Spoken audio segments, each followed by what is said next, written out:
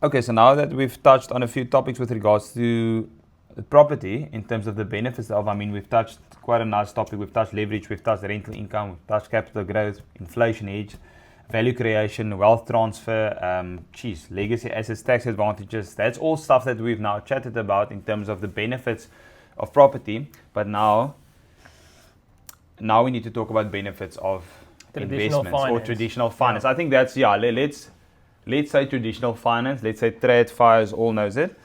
The traditional finance, there is a few topics around that as well, and I do think it's good to just look at both. Diversifying. Both, yeah. Okay, and I think there's topics that we can definitely address in terms of the investment space and in terms of the different investment vehicles. But we'll get to that. We'll get to the different investment vehicles as well. But yeah, I think let's start with diversification, for instance. So I've now heard what you've said about the property and the advantages thereof and the benefits. When I had a good chat about that. But now let's look at the TradFi and what advantages that has, if that keeps for the investor. So I think diversification is one. I mean, you've got good exposure to some of your investments, correct? It's not only property, right? No, it's not only property. Diversification is key. You can't have all your eggs in one basket at the end of the day, putting it that bluntly. Yeah.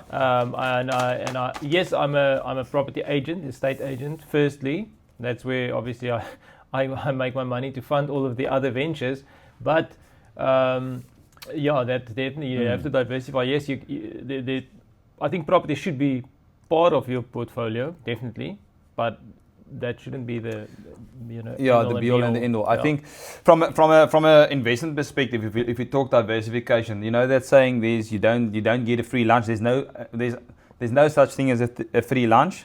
In this case, diversification is your free lunch, basically, because by diversifying your investment vehicles, and we'll talk product specifics now, but when we diversify investments, you actually get exposure to quite a broad range of, for instance, shares. So in terms of the property, and again, we're going to talk pros and cons, but when we look at pros, you do get quite a broad exposure to different segments of the market, to different geographies, to different sectors of the markets in terms of the assets. So that's where diversification comes into play. Not only diversifying, not putting all your eggs in one basket, whether you maybe only invest in properties, or whether you only invest in startups, or where you only invest in type of share portfolios or unit trust. But just take note that there's over 10,000 shares that one can choose from to invest in. Most people are not even using one because they don't have any investments. So I do think diversification is very important where you go diversify. If I can ask you, so sorry to mess in your word again, but if I can ask you, if someone now sitting watching at home and asking themselves, but where do I even start? So there's many platforms that you can obviously use. There's many platforms that you can use. Obviously, ideally, it will be best to come to a financial advisor like myself. Especially when you start off. When you start up. I mean, think it's something you can look, for the more seasoned investor, you would probably buy your own shares on different platforms. But I mean, there's not all these seasoned investors. You just want to get access to the market. You just want to get exposure. You just want to get some type of diversification. So that's normally when you start to speak with a accredited financial advisor, have the discussion, and take the conversation further. And again, I think an advisor is crucial to your investment portfolio, but I also think it's again same with agent. If you have the wrong advisor, correct, then it can be detrimental. But if you've got the right advisor or the right agent for property side, then I think you can go a long way. Good. Look, remember at the end of the day, and myself being an advisor and yourself being an agent, obviously we deal with a lot of different agents and different advisors. Some of them good, some of them not so good, obviously. That's for the client at the end of the day to decide, to make sure that they had enough information to make an informed decision, because that's essentially our role as intermediaries, because that's what we basically are, as intermediaries between the client as well as the company or the asset manager or the investment house. And essentially we're the intermediaries, and that's where the trust and all of that comes into play. But I do think that's a very specific point to address, is that yes, you can go, and I'm not going to mention any retail platforms, but there's a few retail platforms in South Africa specific. Obviously offshore there's quite a bit more, but there is a few that you can go into where you can actually start off your own investment portfolio, which doesn't cost you, it's not going to cost you a lot. You can get exposure to a lot of companies. So you can do that, but just take note that you will have to manage it over time as well. And that's where it's easy to start, but to manage it over time becomes a different story. Correct. I think also you have to have a lot of information when deciding on a specific investment vehicle, and I think get an advisor, you can also consult with us, of course, but get an advisor or in the real Somebody estate side, can assist get a good real estate agent, but also do your homework. Do your homework, yeah. Don't just take everything for for what the advisor or the agent tells you. Do your homework. Don't try to do their work for them, but do your homework. And then, Reiner, just jumping, I want to get off that topic now and jump onto our new point here on liquidity. Yeah. So obviously we did discuss liquidity in real estate versus liquidity in paper assets. Okay, I just think just before I address that topic, just what you said, when you get someone to deal with, like an advisor or agent or a broker or a consultant or whatever the case might be, at the end of the day, they are just a link, as I said, they are just a link between yourself and the company. But it is important to make sure that you build a relationship with that specific person, because that's also quite important to take note of. Yeah, of course. Anyway. And look, sometimes you get the wrong advisor or the wrong agent first. Nothing wrong with that. It happens as long as you get to the right person. And you're going to pay school fees. That's part of it. I think on that topic too is that there's a it's a fine line. It's a grey area. There's a grey area between education and advice. This channel is mainly for education purposes, but we, in our personal capacities, in our professional personal capacities, we can give advice. Advice you just can't get from anyone. Because we obviously licensed, approved, accredited, and all that. Correct. That always comes up. Around the braai fire, it's weekend, you chilling with your friends around a fire, and the one guy says, I've invested in this, and the other one says, I've invested in that. So that's a very fine line between, is that advice or is that just considered to be education?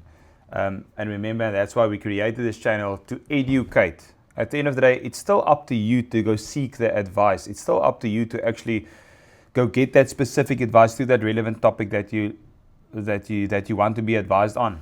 Because at the end of the day, education is not financial advice. Just take note of that. I think one thing that's coming up now, Armosi says, if something sounds too good, and if someone talks about an investment and he feels like, yes, I want to put all my money in there, then he asks himself, why do I want to do that? Yeah. And he just takes a step back. You probably don't have enough information to make that call. You probably don't have enough information. So I think that's always the thing, around the braai fire, it's very easy to say, you listen to this guy, he spent so much money, made so much money, it was so easy.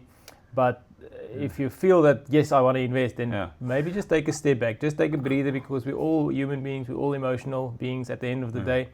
Just take a step back and just think about it.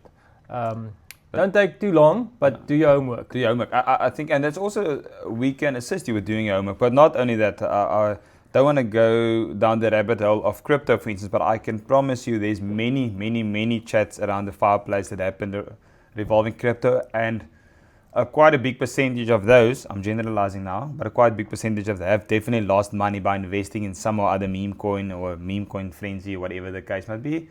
And it happens. I don't want to actually say this, but if someone makes money, someone has to lose money. That's how it goes. Yeah, that's exactly how it goes. Yeah.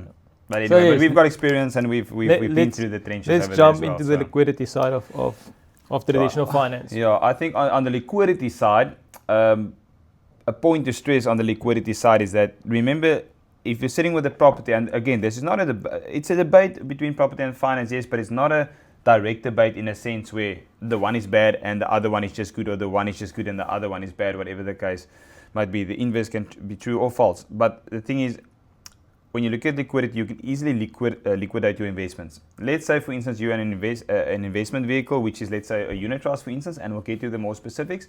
But let's say you're in a unit trust investment that's accessible at any time.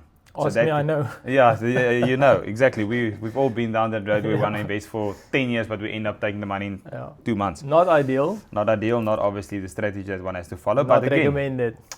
Life happens, and there's there's always uncertainty and expenses that comes, and unforeseen events. So on the unit trust side, for instance, that's a liquid investment. So that's why I've had a lot of clients over time that says, but I know I'm only investing into type of REITs or real estate investment trust, or into property portfolio specifically, because they don't want to take on the risk of having to first sell that property maybe in a time when the market is not giving them the return they want, they can't liquidate that property as soon as they want to. Sorry to jump in you with there, Reino. That's going to bring me to my next point of lower entry point. I think that's also where people would rather invest in a REITs fund, so a real estate investment trust fund, where they have exposure to real estate. It's not maybe they can't. It's not a physical asset. It's not physical. They can't own a go share and live in the company of it. Own a share in the company that owns a lot of properties, manages a lot of properties. It's got the expertise, but they don't have any of the cost. Correct. So they will rather invest, let's say, 10,000 Rand into a property fund instead of buying a property that they're going to have to fork out more money for transfer costs. And a lot of expenses, maintenance costs, deal with the tenant, deal with the agent, deal with a lot of things that you don't necessarily want to deal with. I think speaking about the property specific on that point, if you're looking at buying a property directly, you'll be sitting with that cost and the maintenance cost and the renovations, etc., etc. However, and it's time. It's time. It's very time, yes. So you can also invest into a property fund, into a unit trust property fund, which there's many of in South Africa and globally. You can physically invest in offshore property as well, but just through a property fund. So you actually invest in a company that acquires properties and you benefit as a shareholder in the sense of that, because you've got units in this fund and the units equates to the shares at the end of the day over time. So you can still have indirect exposure to property and not direct exposure. And that's just one fund. And that's just one fund. There's many, and I mean that's we could talk hours and hours about that. Yeah. But in terms of liquidity, you can liquidate a property portfolio in terms of an indirect property much quicker than a selling fixed asset in physical. Waiting 3 months for transfer to get your money out. But that's one of the advantages of the investment side. Remember, as I said, we will look at the pros and cons, but that is one of the pros with regards to investment vehicles. That's investing into a vehicle that can provide liquidity immediately if needed. And then looking into passive investing, because a lot of people will come to me and say, but I like property because it's passive. I think property is probably the most passive you can get. Not my experience, by the way. Probably the most passive you can get, but it's also not passive. No. So depending on, again, what type of property you invest in. But personal experience, I will not say property is, it's definitely not 100%. It's not buying, go sit on the beach and wait for your rental income to come in. That's definitely not going to happen. No. And if you do have that mindset of doing that way and getting an agent to run everything, if you have I'm not talking about 1 or 2 properties, I'm talking about a property portfolio, like 10, 20, 30, 50 properties. I can't see that being passive. Yeah, no, definitely not. And I think you just touched on the point with regards to lower entry point too.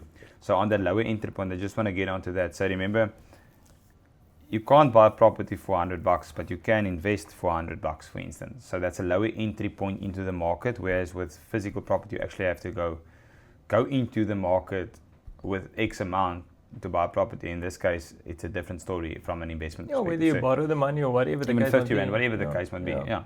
So that's one thing. But so quickly touching on, you mentioned passive. So there's a big debate always, and I can't see the debate going away anytime soon. There's a big thing between passive and active. Now, such as you get passive property investment, which is passive, but it's definitely not passive. You also get type of passive investing, and active investing, where passive investing is investing into a fund manager or into an asset manager that basically runs. Let's rephrase. So on the passive side, you're investing into an index, where a top 40 fund, etc., where you're actually investing in those index, and that index determines where the money will be next, where it will be allocated to next. The S&P 500. The S&P 500 index fund. There's many. There's so many of them. I'm just mentioning that because that's kind of one what the people will know. People will know S&P 500. They know top 40. They'll know these things.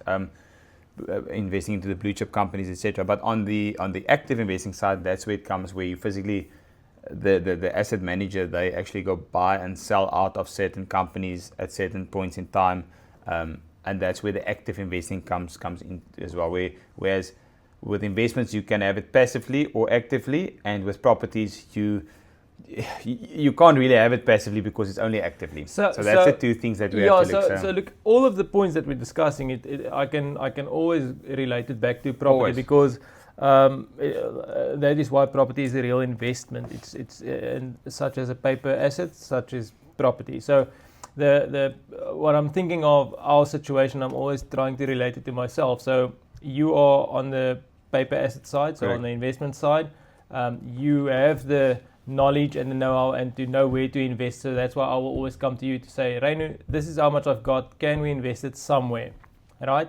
And same goes the other way. If you've got some extra cash or money or whatever, or I'll bring some deal to the table, you'll tell me, okay, let's do that. So you'll invest into my activity, which is property, and because I've got the knowledge and I'm putting in the time and effort into this business, where you will be more on the so for you that property investment is a little bit more passive than for me. I'm active, but on the paper asset side or the unit trust or S&P 500s or top 40s, that's where your knowledge and experience comes in. So that for me is a little bit more passive, because I don't want to know where you'll invest my money. I trust you, and that is, I think, where the trust relationship comes in. I trust you that you know what you are doing, and yes, I also do understand the risk involved. It's not, you can't predict the future. No one of us has got a crystal ball. So sometimes investments will go up and down as long as it go up over a long period of time. Trend line and there will be companies, there's big companies that's taken a fall, where a lot of investors have invested in the past, and that will keep on repeating they will itself. That will never Ponzi stop. schemes, and they will always You be have to Ponzi be schemes. realistic about the risk involved. But the fact that the point that I'm trying to make is, for me, property is active. For you, property is a little bit more passive. 100%. So for me, investments into paper assets is a little bit more passive, but for you, it's more active. More active, 100%. And that's where the differences come in. Skills and experiences and knowledge comes in. And we can share this, and also not to be biased to a specific, if I say investment vehicle often, but that's not to be biased according to a specific investment vehicle. And that's why it's good to have these pros and cons weighing up on each, because it's not like one thing, yes, that's definitely the best route, because there's another that might also be there, which is not a bad investment to do. So that's where the two meet. Yeah. And there will always be conflicting views. I mean, it's never going to be, again, as we're not going to do a blanket approach and take one investment side. There's many aspects of it to look at it. Then when it comes to professional management of your assets, whether it's paper or property. That's, again, I don't want to mention any names, but looking at a professional management tier is that when you obviously invest with an advisor, or invest with a consultant or a broker for that matter, or basically just investing into the market with a company, you've got that professional management and the guidance of actually portfolio managers that do this from morning till night. It's the day job to decide which companies to buy, which to sell. They look at all these financials of a company. They look at the quantitative, the qualitative data. They look at all these things. So that is professional management of your money. Sure, you're going to pay a percentage fee for managing that money, and that's where it differentiates between certain companies. Sure, there will be a fee payable, but remember, that's your money are being managed. If you decide, again, and there's a lot of other platforms in South Africa, I'm thinking of specifically one now, where you can invest into that platform. And I'm a personal investor myself into that platform. I think it's a great platform. But there's not professional management of the money, because you are managing it, unless you consider yourself to be a professional. Different story. So sorry, just on that topic, so on that, where you investing now privately, I almost want to say. So that's not in your day-to-day. That's probably off. Yeah, no, 100% correct. In my personal capacity, correct. Not clients. Not clients. So you as an advisor cannot advise people to invest in that platform, or you can't manage their money if they invest there. Can't manage. But then obviously they have to do the research, and that takes time. They have to do a deep dive. Hence the reason why you pay an advisor their management fee. To manage the funds. Correct. Yeah. And nothing is for free at the end of the day. We also have to eat at the end of the day, so we have to charge certain fees and things. And you don't have to, exactly. And it's not exorbitant fees. I think a lot of the guys out there, yes, they might take their fees and things, which is quite high, but it's all relative in terms of the advice that you're getting. But I do think on the platform side, if I say investing individually on a platform without professional management or guidance, you're going to have to go do that deep dive and the research, etc., into a specific stock that you maybe want to buy, etc.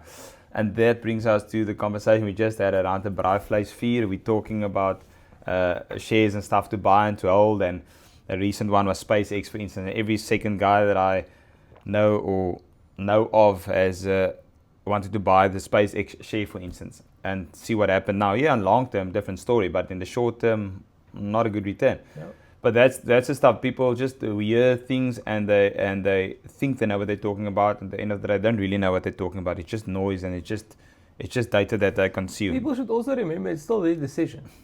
if the advisor or whoever tells them to invest in SpaceX, it's still their decision. Still their decision. Do they want to invest in SpaceX? If they invest in SpaceX because of the decision that they made, then they can't blame whoever told them. Or, Correct. You know, so It's still do your own due diligence. You need to, just on that topic as well, and we spoke about professional management.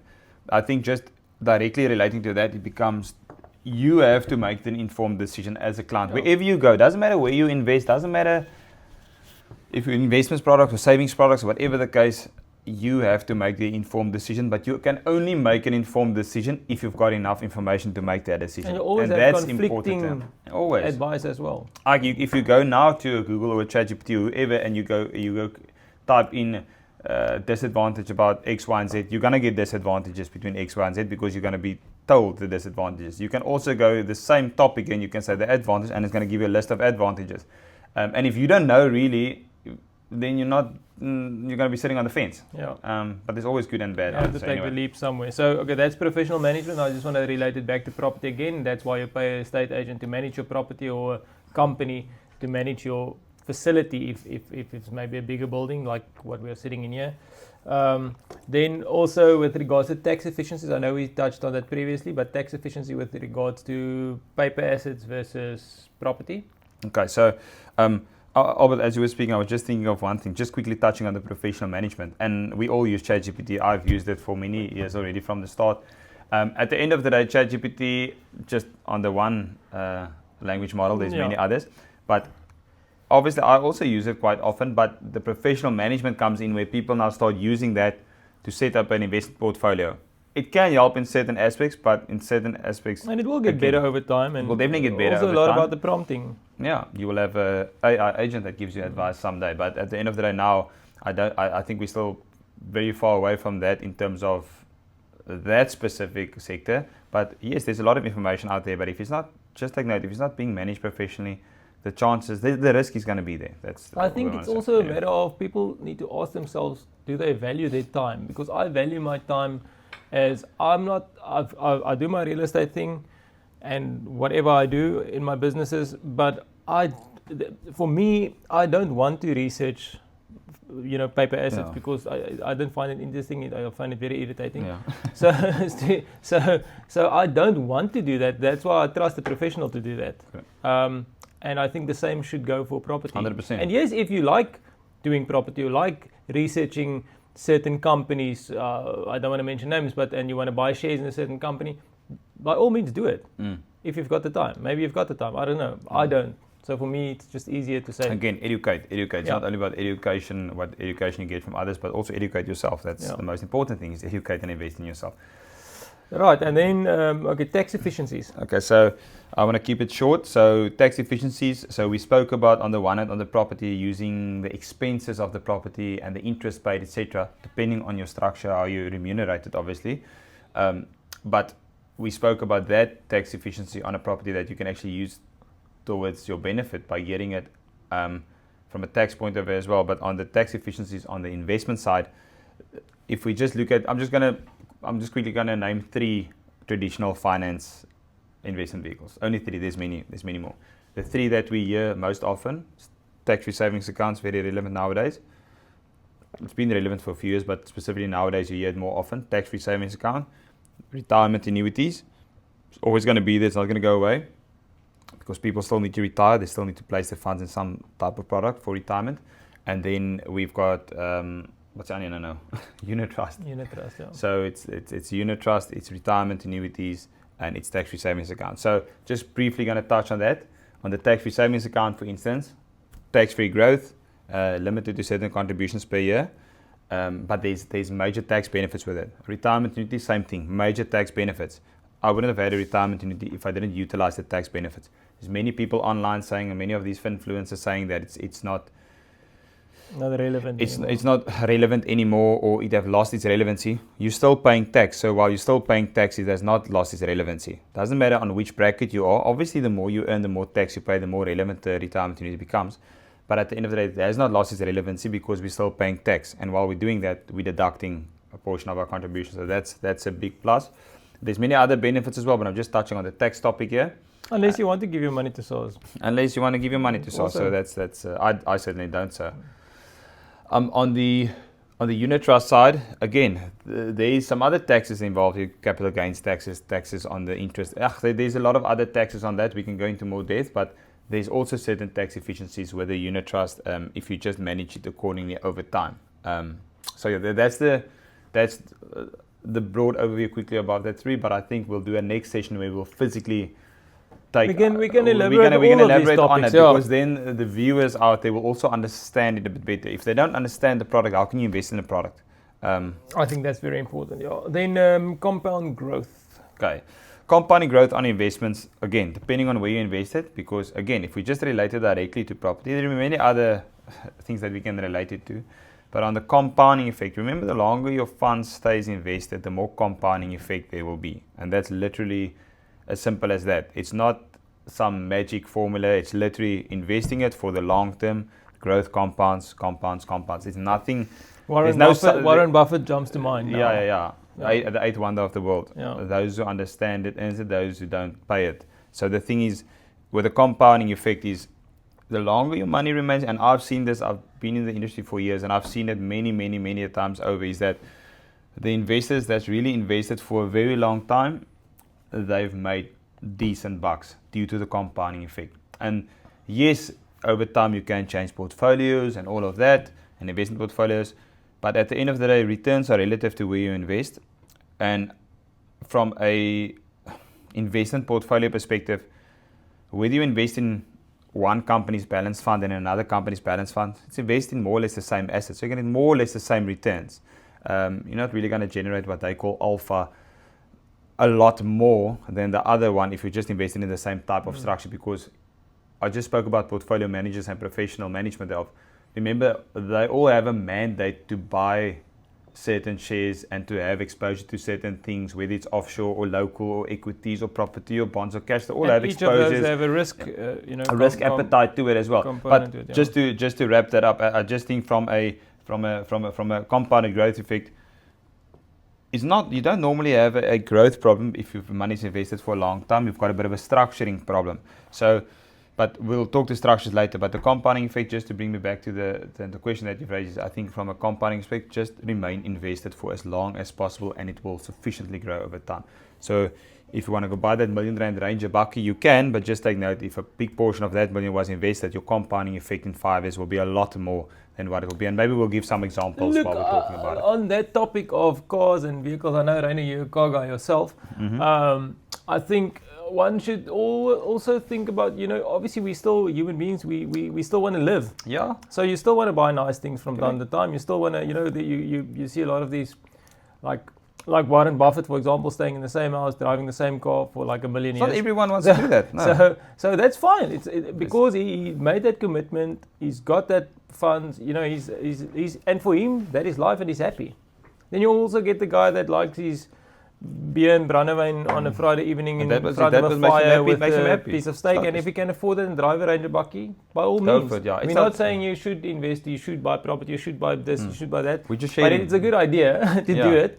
And it also depends, it all comes back to what is your income and what is your life expectancy and what is your living expenses. All that comes in, so it's not a blanket approach. That's why I always say, when someone asks me, is this a good investment, is that a good investment, how do I do this, yes, but there's also, it's easy to say, I want to invest 100,000 or R1 million, but are you committed to leave it in that investment vehicle for the next 30, 40 years? How old are you? Where are you in your life? So it's going to be different from a bachelor investing versus someone with a wife, versus someone with a wife and kid or kids, versus someone that stays in like a townhouse or a larger property or a farm. So there's so many different types of investments for different people and exit strategies, and it's not a blanket approach. That's why, 100%.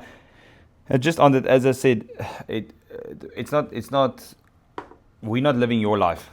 It comes down to that. So if you do not want to invest and do not these things, it's fine. I mean, if you're happy with that, again, we're just educating and providing information. Just coming back to the cause thing, there's a lot of influencers these days that makes a lot of money. Gen Z is making a lot of money by doing relatively simple things, buying cars.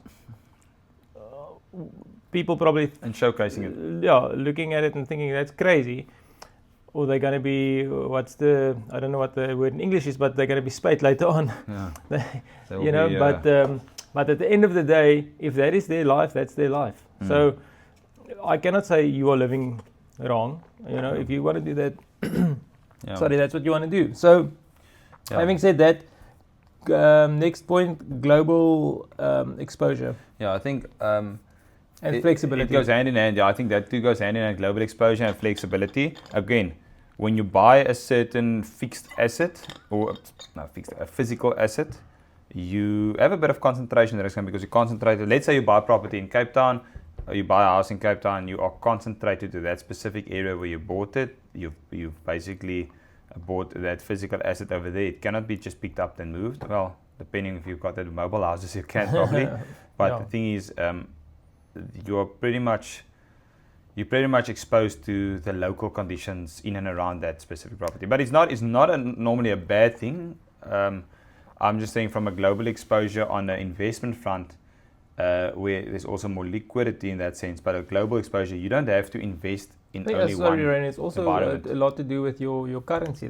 I think if you invested in South Africa, you exposed to the economical situation around that specific property and the South African market specifically. The market, and then also with the currency, you're exposed to that currency. You're only going to earn in rand. Yes, you might get, if it's in Atlantic Seaboard, you might get the foreign currency investors. That's why obviously, or rental tenants. So that's why obviously that properties are renting out for so much.